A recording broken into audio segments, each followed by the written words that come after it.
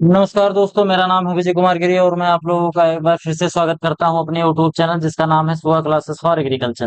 दोस्तों, आज हम लोग पढ़ने वाले हैं फंडामेंटल्स ऑफ एग्रीकल्चर में एग्रोनॉमी का। आज हम एक बहुत इंपॉर्टेंट टॉपिक पढ़ने वाले हैं। उस टॉपिक का नाम है एग्रो क्लाइमेटिक प्लानिंग और इसके साथ साथ हम पढ़ेंगे एग्रो इकोलॉजिकल प्लानिंग। ठीक, दो चीजें होती हैं। भारत को दो चीजों में दो बहुत इंपॉर्टेंट चीजों में बांटा गया है। एक तो वो है हमारा एग्रो क्लाइमेटिक रीजन या फिर एग्रो क्लाइमेटिक जोन, और दूसरा हमारा है एग्रो इकोलॉजिकल प्लानिंग या फिर एग्रो इकोलॉजिकल जोन। इन दोनों के बारे में डिटेल में पढ़ेंगे।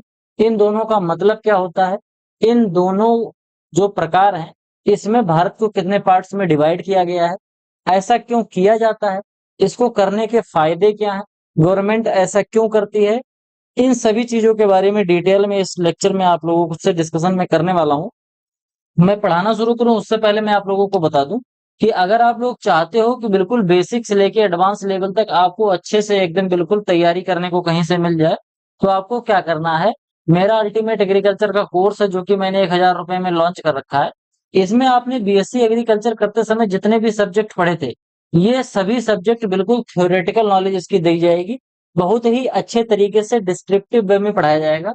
कोई भी वनडे एग्जाम हो, चाहे वो डिस्क्रिप्टिव वे में लिखा जा रहा हो, चाहे डिस्क्रिप्टिव आंसर राइटिंग हो या फिर ऑब्जेक्टिव टाइप के क्वेश्चन हो, आपको बिल्कुल डिटेल में यहाँ पर पढ़ाया जाएगा, जिससे आपका फंडामेंटल तो क्लियर होगा ही, और इसके साथ साथ में आपका जो ऑब्जेक्टिव टाइप क्वेश्चन बनते हैं, बहुविकल्पीय प्रश्न बनते हैं, वो भी आपका अच्छे से तैयार हो जाएगा। बोले तो बेसिक से लेके एडवांस लेवल तक आप बहुत अच्छे तरीके से तैयारी कर सकते हो।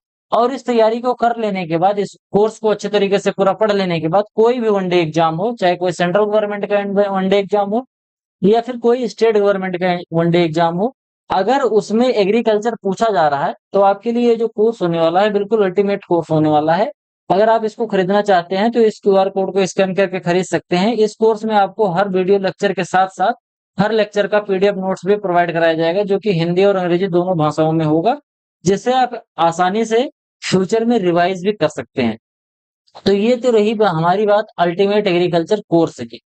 अगर इस कोर्स से रिलेटेड आपको अधिक जानकारी चाहिए तो मेरा व्हाट्सएप नंबर है 9792771793।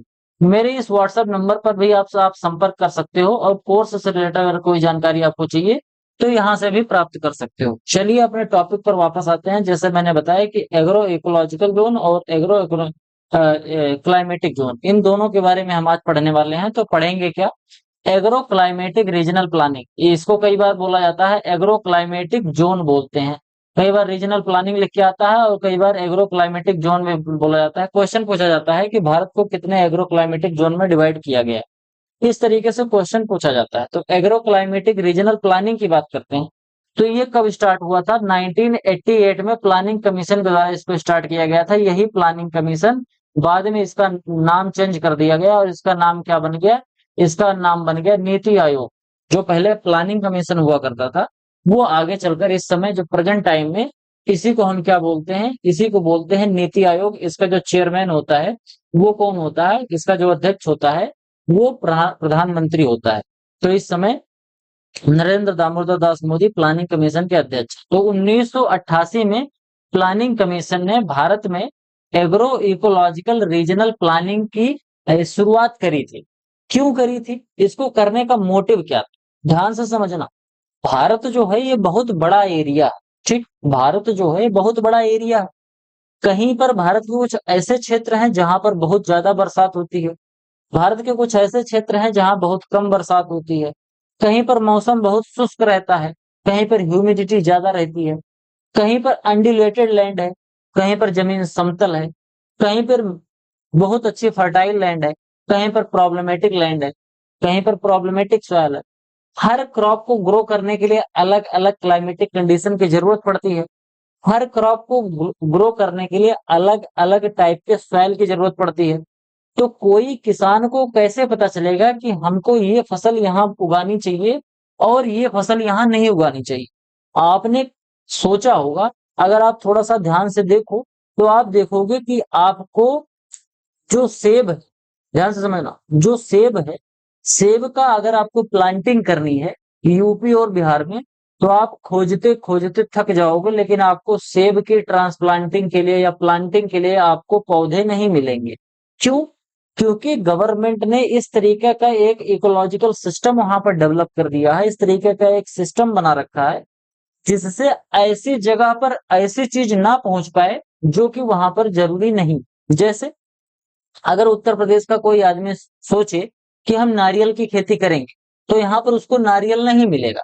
ठीक न, तो इसको यहाँ पर इसको नारियल मिलेगा, और ना ही नारियल ग्रो करने के लिए जो प्रॉपर एग्रो क्लाइमेटिक कंडीशन होनी चाहिए वो भी यहाँ पर नहीं मिलेगा। इसलिए गवर्नमेंट क्या करती है कि हर जगह पर अलग अलग फसलें ग्रो हो, इसके लिए वहां पर अच्छे तरीके से फोकस वे में उसका डेवलपमेंट किया जाए। जैसे उत्तर प्रदेश, क्योंकि यहाँ पर दलहनी फसलें और अनाज वाली, गन्ने वाली, इन सभी चीजों की खेती ज्यादा होती है, तो यहाँ पर गवर्नमेंट का फोकस होता है कि कैसे किसानों को अच्छे से अच्छा सीड प्रोवाइड करा जाए इन फसलों का, किस तरीके से इरिगेशन का डेवलपमेंट किया जाए जिससे इन फसलों की जो वाटर की रिक्वायरमेंट है, इरिगेशन की रिक्वायरमेंट है, वो आराम से कंप्लीट हो सके। इसी तरीके से अगर हम बात करें तो हमारा जैसे कोकोनट के बारे में बात कर लेते हैं, तो कोकोनट जो होता है ये हवा को सस्टेन कर लेता है। बहुत तेज अगर हवा चलेगी तो इसको टॉलरेट कर जाएगा, गिरेगा नहीं।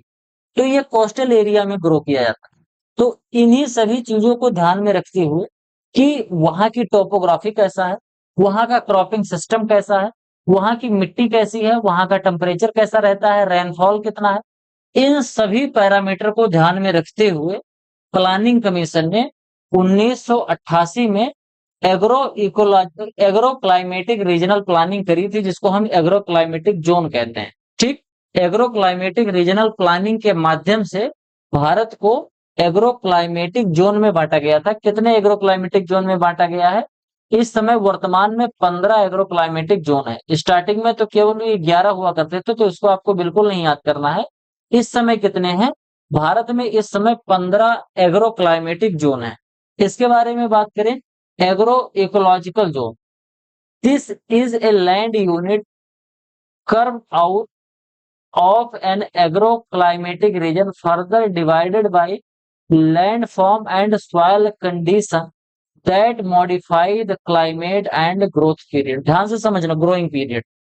जब हम एग्रो क्लाइमेटिक रीजनल प्लानिंग की बात कर रहे होते हैं तो यहाँ पर हम ज्यादातर ध्यान देते हैं कि हमारे एरिया में रेनफॉल कितना है, मतलब बरसात कैसी हो रही है, वहां का ओवरऑल टेम्परेचर कैसा रहता है पूरे साल भर, वहां की टोपोग्राफी कैसी है, समुद्र तल से ऊंचाई किस तरीके से है, क्रॉपिंग सिस्टम कौन सा उपयोग किया जाता है, और इसके साथ साथ वहां पर सॉइल किस तरीके की है, ये सभी चीजें एग्रो क्लाइमेटिक जोन में कंसीडर करी जाती। लेकिन जब हम एग्रो इकोलॉजिकल जोन की बात करते हैं तो इसमें इन सभी चीजों के साथ साथ लैंड फॉर्म के बारे में, यानी कि वहां की स्थलाकृति कैसी है, वहां के सॉइल की कंडीशन कैसी है, मतलब किस तरीके की सॉइल है, प्रॉब्लमेटिक सॉइल है, एसिडिक सॉइल है, सैलाइन सॉइल है, अल्कलाइन सॉइल है, सोडिक सॉइल है, ऊसर बांगर है, कैसी खादर सॉइल है, रेड सॉइल है, किस तरीके की सॉइल है। इसके साथ साथ ये जो सॉइल और लैंड फॉर्म्स हैं,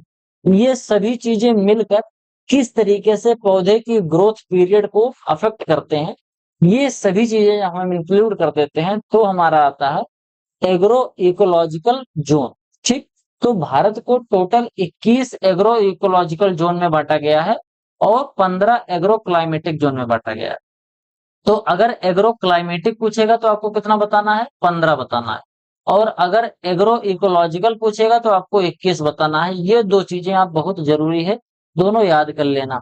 बाकी एग्रो क्लाइमेटिक जो जोन है इसको 1988 में इनिशिएट किया गया था प्लानिंग कमीशन के द्वारा। आगे बात करते हैं कि हमारे पास जो 15 एग्रो क्लाइमेटिक जोन है इंडिया में, वो कौन कौन से हैं, किस तरीके से। देखो यहाँ पर नंबरिंग दी गई है, इस नंबरिंग को ध्यान में नहीं रखना है आपको, क्योंकि ये नंबरिंग आगे पीछे है। मैं यहाँ पर बताऊंगा और यहाँ पर टिक लगाते जाऊंगा, तो आप समझते जाना कि कहाँ पर कौन सा एरिया है। जैसे वेस्टर्न हिमालयन रीजन, बोले तो क्या कहते हैं इसको, पश्चिमी हिमालयी क्षेत्र। इसमें क्या क्या आता है? हमारा सबसे पहले तो जम्मू कश्मीर आ जाएगा, थोड़ा सा प्रदेश हमारा हिमाचल प्रदेश आ जाएगा, थोड़ा सा हमारा उत्तर का तो यूपी का एरिया जो कोल्ड और ह्यूमिड क्लाइमेट है, यानी कि ये यूपी वाला एरिया जिसको हम उत्तराखंड बोलते हैं, ये वाला एरिया आ जाएगा। ये सभी एरिया हमारा किसमें आता है, वेस्टर्न हिमालयन रीजन में आता है। यहाँ पर गेहूं, मेज, पैडी और पोटैटो जैसी क्रॉप ज्यादातर ग्रो करी जाती है। इसके साथ साथ हमारा eastern Himalaya region, eastern Himalaya region में हमारा ये आता है जिसमें सिक्किम है, अपना दार्जिलिंग है। इसके साथ साथ नॉर्थ ईस्ट के जितने स्टेट हैं ये सिस्टर स्टेट। इसके साथ साथ ये जो है सब ह्यूमिड क्लाइमेट होती है। यहाँ पर जो आर्द्रता होती है वो बहुत ज्यादा होती है और यहाँ बरसात पूरे साल होता रहता है, बहुत ज्यादा यहाँ पर बरसात होती है। तो यहाँ पर मेज है, पैडी है, जूट है, रैपसीड है और ये सभी चीजें यहाँ पर ग्रो की जाती हैं। और इसके साथ साथ सिफ्टिक कल्टीवेशन भी यहाँ पर एक बहुत बड़ा इशू है। मैंने आप लोगों को पढ़ाया था कि जो जो नॉर्थ ईस्ट वाले पार्ट है भारत के, वहां पर शिफ्टिंग कल्टीवेशन ज्यादातर यूज किया जाता है, यानी कि झूमिंग कल्टीवेशन से खेती यहाँ पर करते हैं। यहाँ पर लैंड रोटेशन कल्टीवेशन करी जाती है। झूमिंग कल्टीवेशन को लैंड रोटेशन कल्टीवेशन भी कहा जाता है। इसके बाद हमारा आता है लोअर गैंगेटिक प्लेन। हमारा ये लोअर गैंगेटिक प्लेन क्या होता है, इसमें वेस्ट बंगाल अपना आता है। ये वाला जो हमारा रीजन है, ये वाला, इसको हम क्या बोलते हैं, लोअर गैंगेटिक प्लेन बोलते हैं। इसमें अपना वेस्ट बंगाल आता है जो कि moist humid and dry humid climate होती है। यहाँ पर राइस, जूट, रेपसीड, व्हीट की खेती करी जाती है। और यहाँ पर राइस की जो प्रोडक्टिविटी होती है वो काफी ज्यादा कम होती है, लेकिन फिर भी यहाँ पर पूरे भारत का लगभग 12% धान का उत्पादन होता है।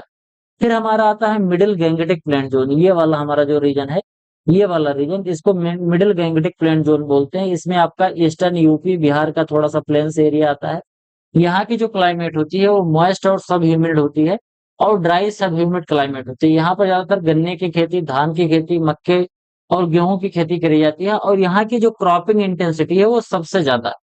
पूरे भारत की जो क्रॉपिंग इंटेंसिटी है और केवल यहाँ की जो क्रॉपिंग इंटेंसिटी है वो सबसे ज्यादा है। तो कई बार एग्जाम में क्वेश्चन पूछा जाता है कि सबसे ज्यादा क्रॉपिंग इंटेंसिटी कहाँ पर है, तो आपको बता देना है कि लोअर गैंगेटिक जो प्लेन जोन है, ये हमारा ये वाला पार्ट, यहाँ पर सॉरी लोअर गैंगेटिक कह रहा हूँ, ये मिडिल गैंगेटिक जो प्लेन जोन है, मिडिल गैंगेटिक प्लेन जोन यहाँ पर सबसे ज्यादा क्रॉपिंग इंटेंसिटी है। कहने का मतलब क्या है कि हम 1 हेक्टेयर में लगभग लगभग आप समझो कि 1.42 हेक्टेयर की खेती कर लेते हैं, समझ लेना। इसको मैंने क्रॉपिंग इंटेंसिटी बहुत अच्छे तरीके से, एक कॉम्पिटिटिव बुक ऑफ एग्रीकल्चर जो नेमराज सुंडा जी की बुक है, उसको मैं पढ़ाते समय भी बताया था बहुत अच्छे तरीके से। और इसके साथ साथ मेरा जो अल्टीमेट एग्रीकल्चर का कोर्स चल रहा है उसमें भी मैंने इन सभी चीजों के बारे में डिटेल में समझा रखा है। तो मिडिल गैंगेटिक प्लेन जोन में हमारा ये सब चीजें आती है। मतलब यहाँ पर खेती बहुत विधिवत मात्रा में करी जाती है। यहाँ की जो मिट्टी है, खादर बांगर मिट्टी जो होती है, गंगा और जमुना का जो कछारी मैदान होता है, तो गंगा और जमुना से जो बहा के लाई गई मृदा होती है बहुत अच्छी उपजाऊ मृदा होती है। तो इसी वजह से यहाँ पर इसकी खेती बहुत अच्छे तरीके से करी जा सकती है।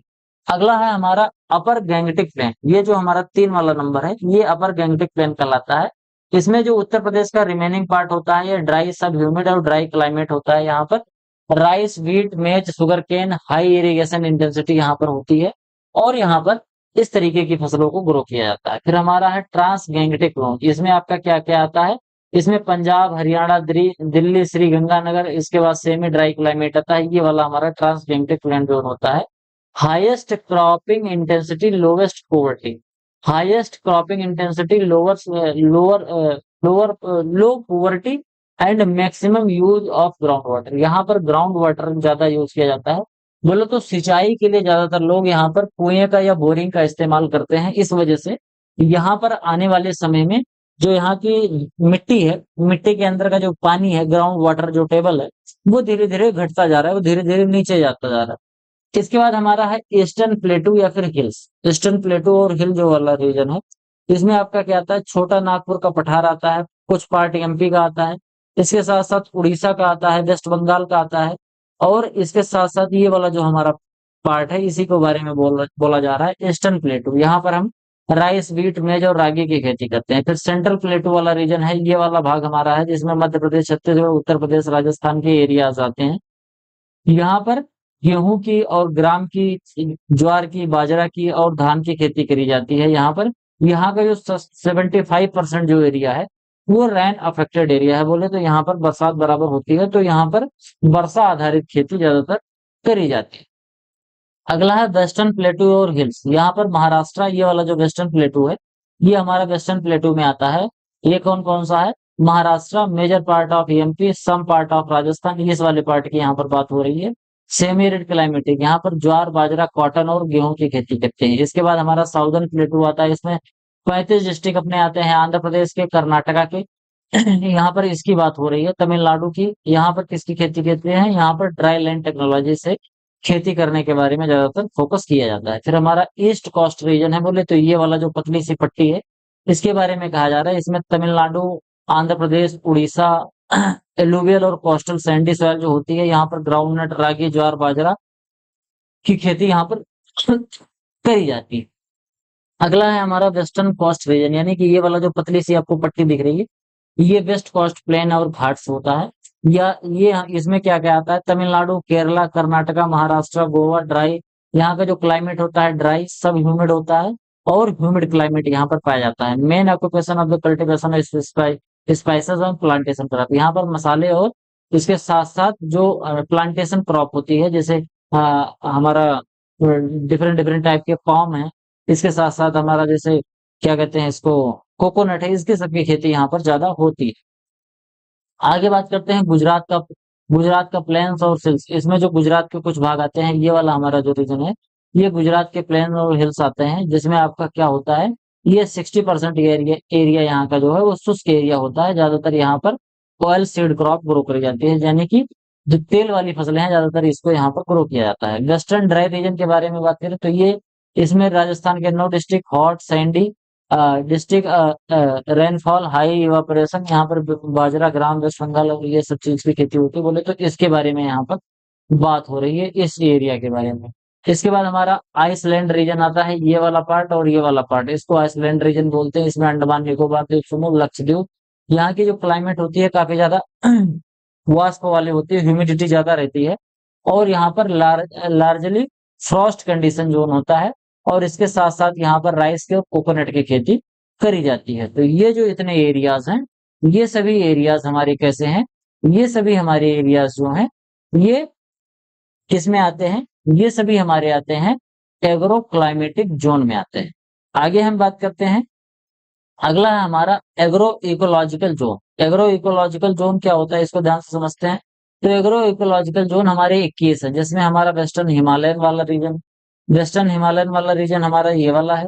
इसके साथ साथ हमारा ये ईस्टर्न वेस्टर्न हिमालयन रीजन ये, और वेस्टर्न हिमालयन रीजन 2, और वेस्टर्न प्लेन्स, ये हमारा वेस्टर्न प्लेन्स होते हैं। इसके साथ साथ अगर हम ध्यान से देखते जाएंगे तो हमको ढेर सारी चीजें इसमें समझ में आएगी। फिर दक्कन का प्लेट्यू है हमारा, साउदर्न पार्ट और सेंट्रल हाईलैंड है, इसके साथ साथ सेंट्रल मालवा रीजन और काठियावाड़ प्लेन्स लगा है। इसके साथ साथ हमारा फिर और क्या क्या आता है इसमें, सेंट्रल हाईलैंड, जिसको मालवा और बुंदेलखंड का जो हमारा रीजन आता है। इसके साथ दक्कन प्लेटू है, दक्कन प्लेटू और ईस्टर्न घाट है।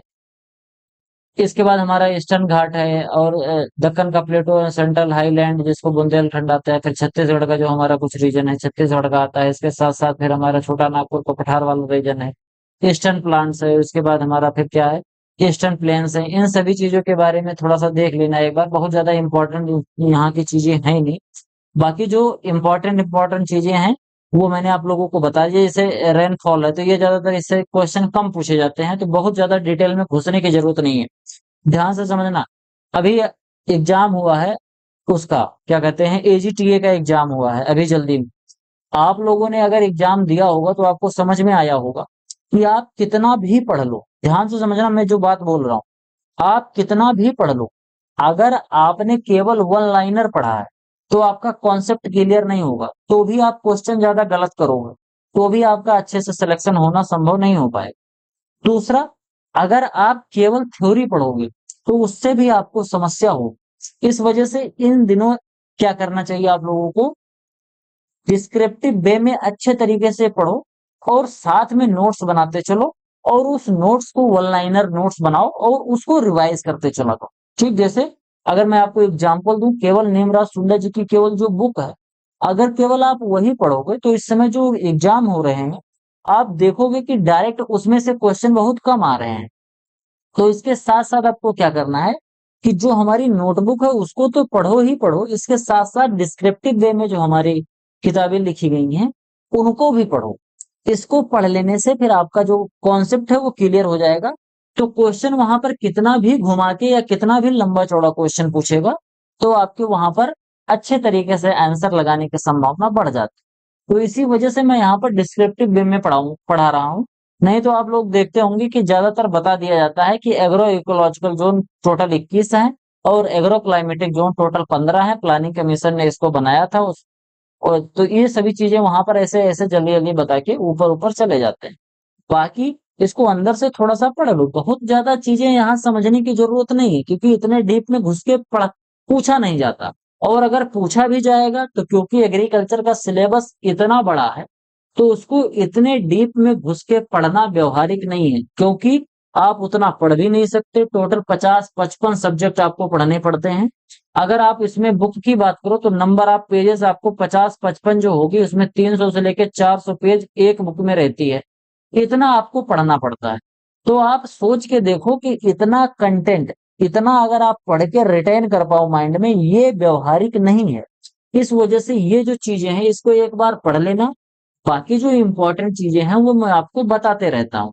जैसे आसाम और बंगाल के जो प्लेन्स वाले रीजन है, फिर हमारा जो पूर्वांचल का कुछ भाग है, ईस्टर्न हिमालयन का जो कुछ भाग है, इसके साथ साथ ईस्टर्न कोस्टल जो प्लेन्स है, वेस्टर्न घाट और कोस्टल प्लेन्स है, आइसलैंड, अंडमान निकोबार द्वीप समूह और लक्षद्वीप समूह, ये टोटल मिला के हमारे 21 एग्रो इकोलॉजिकल जोन भारत में हैं। अलग अलग जगह पर अलग अलग चीजें पाई जाती हैं। ये सभी चीजें आप एक बार पढ़ लेना, इसमें बहुत ज्यादा कुछ समझने वाली चीजें है नहीं। तो आज की वीडियो में केवल इतना ही। आई होप आपको वीडियो पसंद आया होगा। वीडियो पसंद आया हो तो वीडियो को लाइक करिए। आपके जो सुझाव हैं कमेंट बॉक्स में जरूर लिखिए। बीच में मैं 14-15 दिन के लिए थोड़ा सा अब्सेंट हो गया था, क्योंकि इस समय थोड़ा डिपार्टमेंट में मेरे काम ज्यादा चल रहा था। तो इस वजह से, क्योंकि इधर सोइंग का टाइम चल रहा होता है ना, तो इस समय थोड़ा डिपार्टमेंटल जो काम होता है वो थोड़ा बढ़ जाता है। इस वजह से मैं थोड़ा सा वीडियो नहीं बना पाया। लेकिन आप टेंशन नहीं लो, मैं जो चीजें 15 दिन में कवर नहीं कर पाया हूँ उसको मैं यहाँ थोड़ा सा ज्यादा ज्यादा पढ़ा के कवर कर लूंगा। तो आज से आपको फिर से कंटिन्यू वीडियो मिलना शुरू हो जाएगी। इसके साथ साथ आपको यहाँ पर एक वीडियो दिख रही होगी। इस वीडियो को देख के आप हमारा जो अल्टीमेट एग्रीकल्चर का कोर्स है उसको खरीद सकते हो। खरीद के अच्छे तरीके से पढ़ाई कर सकते हो। यहाँ पर आपको एक प्लेलिस्ट भी दिख रही होगी, इस प्लेलिस्ट को भी आप फॉलो करके अपनी नॉलेज को बढ़ा सकते हो। तो आज की वीडियो में केवल इतना ही। मिलते हैं किसी दूसरी वीडियो में, तब तक के लिए इजाजत दीजिए। धन्यवाद।